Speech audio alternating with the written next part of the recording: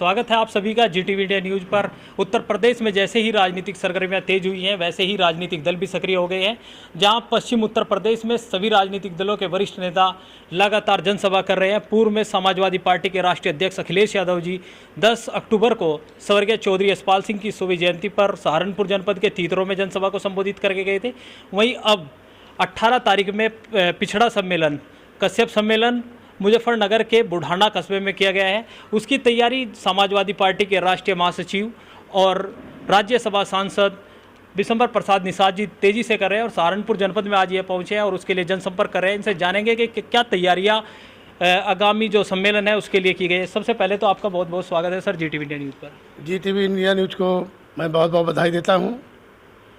Sir आप सहारनपुर पहुंचे हैं आज और 18 तारीख में मुजफ्फरनगर के बुढ़ाना कस्बा में कश्यप सम्मेलन यानी पिछड़ा सम्मेलन समाजवादी पार्टी कर रही है और उसमें वरिष्ठ जो मुख्य अतिथि हैं आपकी पार्टी के राष्ट्रीय अध्यक्ष अखिलेश यादव जी पहुंच रहे हैं। तो क्या रणनीति है उस कार्यक्रम की सफलता के लिए?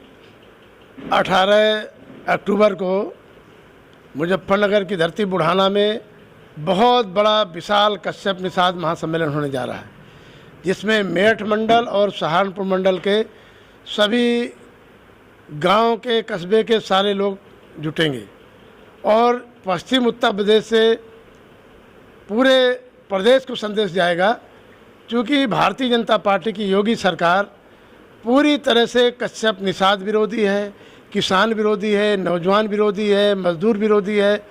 और आज जिस तरह से महंगाई चरम सीमा पे है, हमारे जो कश्यप निषाद समाज के मुद्दे हैं, मेन हमारा मुद्दा है आरक्षण। हमारी जो कुछ जातियां हैं, मझवार, बेलदार, तुरैहा, खरवार, गोंड, ये अनुसूचित जाति की सूची में पहले से 1950 से दर्ज है। हमारी डिमांड लगातार बहुत समय से चली आ रही कि हमारी जो कश्यप, धीवर, कहार, केवट, मल्ला, निषाद, बिंद, ये हमारी जो उपजातियां हैं, इनको परिभाषित किया जाए। हमें अलग से कोई आरक्षण की ज़रूरत नहीं है, पहले से हम लोग अनुसूचित जाति में हैं, जिसके लिए माननीय मुलायम सिंह यादव जी ने केंद्र सरकार को प्रस्ताव भेजा, अखिलेश यादव जी ने प्रस्ताव भेजा और विधानसभा से पास किया गया, लेकिन कुछ पार्टियों ने जो है इसको स्टे करा दिया। तो हम लोग सड़क से लगा के विधानसभा, राज्यसभा, लोकसभा में सब जगह उठाने का मामला किया। समाजवादी पार्टी पिछड़ों की पार्टी कही जाती है, लेकिन पिछले चाहे 2014 का लोकसभा चुनाव हो या 2017 का विधानसभा चुनाव हो या फिर 2019 का लोकसभा चुनाव हो, इन तीनों चुनावों में कहीं ना कहीं पिछड़ा भारतीय जनता पार्टी के पक्ष में लामबंद हुआ। तो कितनी सफलता, आप जैसे क्षेत्र में घूम रहे हैं, प्रदेश भर में आप जनसंपर्क भी कर रहे हैं पिछड़ा समाज में, तो कितनी सफलता आपको प्राप्त हो रही है? समाजवादी पार्टी के पक्ष में कितना पिछड़ा वर्ग आ रहा है? पिछड़ा वर्ग ही नहीं, नौजवान, किसान, मजदूर, अगड़ा, पिछड़ा सब इस समय पूरा लामबंद है। और ख़ास तौर पर पश्चिम उत्तर प्रदेश में तो भारतीय जनता पार्टी की जमानत भी नहीं बचेगी। जिस तरह से किसानों के ऊपर केंद्रीय गृह मंत्री का बेटा गाड़ी चढ़ा रहा है, आज तक देश के प्रधानमंत्री का एक बयान नहीं आया, उनके घर नहीं गए शोक संवेदना करने देने के लिए। और जो गृह मंत्री जिसने गाड़ी चढ़वाई अपने बेटे से, उसका आज तक जो है तो इस्तीफा नहीं लिया, उसको बर्खास्त नहीं किया। तो पूरी तरह से किसान, नौजवान, गरीब गुरबा सारा आंदोलित है। और भारतीय जनता पार्टी सरकार में किसको न्याय मिल रहा? किसी को न्याय नहीं मिल रहा। लोगों को वाजिब मूल्य नहीं मिल रहा, जो उपज का मूल्य नहीं मिल रहा। काले कानून किसान के बना करके किसानों की ज़मीन जा रही, लोगों के रोजगार, नौकरी चली गई। अब एक कानून और ला रहे हैं योगी सरकार कि अब कोई अगर पैसा मांगेगा, मजदूर कोई किसी फैक्ट्री में किसी मिल मालिक के यहाँ काम करेगा और अगर पैसा मांगेगा तो उसको पैसा नहीं देगा मालिक और जेल भी नहीं जाएगा। एक कानून ये भी आ रहा है। पहले 8 घंटे काम किया, उसको 12 घंटे काम करने पड़ेंगे। तो सारे काले कानून आ रहे हैं। तो पूरी तरह से भारतीय जनता पार्टी सभी सेक्टर में फेल है। महंगाई चरम सीमा पे है। डीजल पेट्रोल 100 के पार हो गया, गैस सिलेंडर 1000 के पार हो गया, 200 के पार हो गया। तो पूरी तरह से महंगाई चरम सीमा पे है। देश की जनता जानना चाहती, पूछना चाहती है कि महंगाई क्यों नहीं आप कम कर रहे? और देश की सुरक्षा के बारे में, प्रदेश की सुरक्षा के बारे में आप कहते हैं कि बेटी बचाओ, बेटी पढ़ाओ। आज बहु बेटियां बच नहीं रही। भारतीय जनता पार्टी के लोग दरिंदे उनका अपहरण कर रहे हैं। एक चिन्मयानंद जो है, जो भारतीय जनता पार्टी का गृह मंत्री रहा है, वो एक बेटी के साथ शोषण करता है, उसका वीडियो वायरल होता है और वो कहता है कि लड़की कहती है कि मेरे साथ शोषण किया।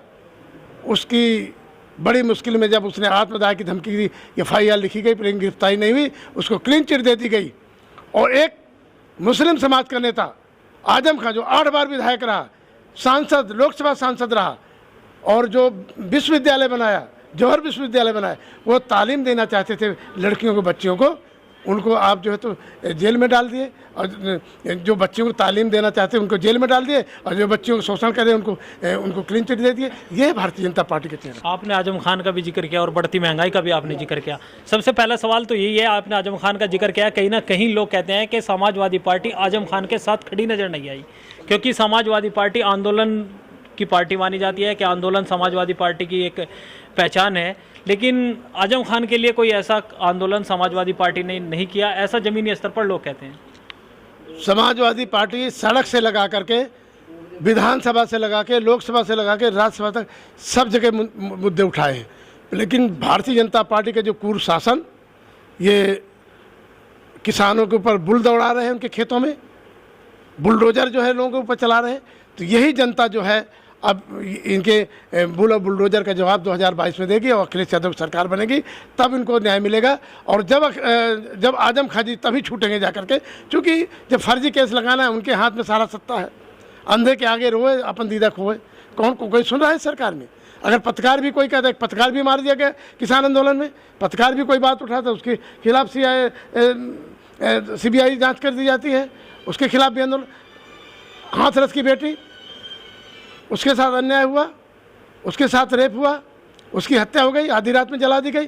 जब पूरा देश खड़ा हो गया, पत्रकार खड़े हो गए, पत्रकारों को जेल भेज दिया गया कि ये झूठी अफवाह फैला रहे हैं।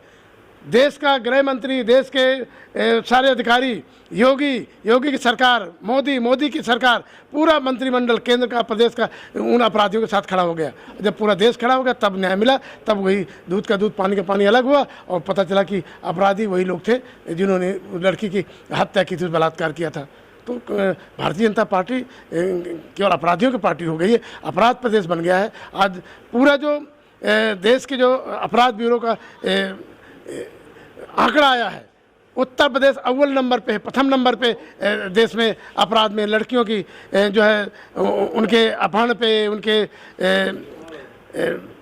छिनैती पे, उनके बलात्कार पे, उनके हर तरह की घटनाओं पे जो है उत्तर प्रदेश नंबर 1 पे है। लेकिन योगी सरकार दावा कर रही है कि उत्तर प्रदेश में जो कानून व्यवस्था है उसको दुरुस्त कर लिया गया है, और जो गुंडा राज है उसका खात्मा कर दिया गया। आप लगातार आरोप लगा रहे हैं कि सरकार में गुंडा राज चरम सीमा पर है। अरे भाई, हम लोग उदाहरण कहाँ का बताएं आपको? अभी 9 तारीख को आजमगढ़ के एक थाने में एक बेटी कहती है, दरोगा से कहती है कि मेरे साथ बलात्कार हुआ। 1 बार 2 बार दरोगा कहता है शाम को आना, सुबह आना, 3 दिन आना, 2 दिन बाद आना। इसके बाद वो चौथे दिन, 5वें दिन बाद जाती है तो उसे उठा के बंद कर देते हैं, तो थाने में आत्महत्या कर लेती है। ये है भारतीय जनता पार्टी की असलियत सरकार। एक बेटी उन्नाव की, जिसके साथ उत्तर प्रदेश का विधायक कुलदीप सेंगर, उसका भाई शोषण करते हैं, अत्याचार करते हैं, बलात्कार करते हैं, वो बेटी जाके जब विधानसभा में योगी के घर के सामने आत्मदाह करती, तब उसकी FIR लिखी जाती है, तब FIR होती है। ये मोदी योगी की सरकार का असली चेहरा। कहाँ बेटियां बच रही प्रदेश में? 18 तारीख के कार्यक्रम को लेकर कितने आश्वस्त है? क्या जनसमूह जुड़ने वाला है? कितनी संख्या में लोग पहुंचेंगे? आप लगातार सहारनपुर, मुजफ्फरनगर में सक्रिय हैं, तो कितनी सफल मान रहे हैं रैली? मैं मुजफ्फरनगर मीटिंग करके आया, मेरठ, हाथरस, गाजियाबाद, आपका बागपत और शामली, आज मैं सहारनपुर में रामपुर मनिहारी में हूँ। पूरी तरह से जनता मन बना के तैयार बैठी है। यहाँ का किसान, नौजवान, कश्यप समाज के लोग हमारे लाखों की तादाद में पहुँचेंगे, और रैली नहीं हुआ, बड़ा रैला होगा, कश्यप निषाद महासम्मेलन होगा। तो ये हमारे साथ मौजूद थे समाजवादी पार्टी के राष्ट्रीय महासचिव और राज्यसभा सांसद विशंबर प्रसाद निषाद जी, जिनसे हमने 18 अक्टूबर को रैली होने वाली है उसके बारे में चर्चा की। वहीं 2022 के विधानसभा चुनाव को लेकर भी इनसे चर्चा की।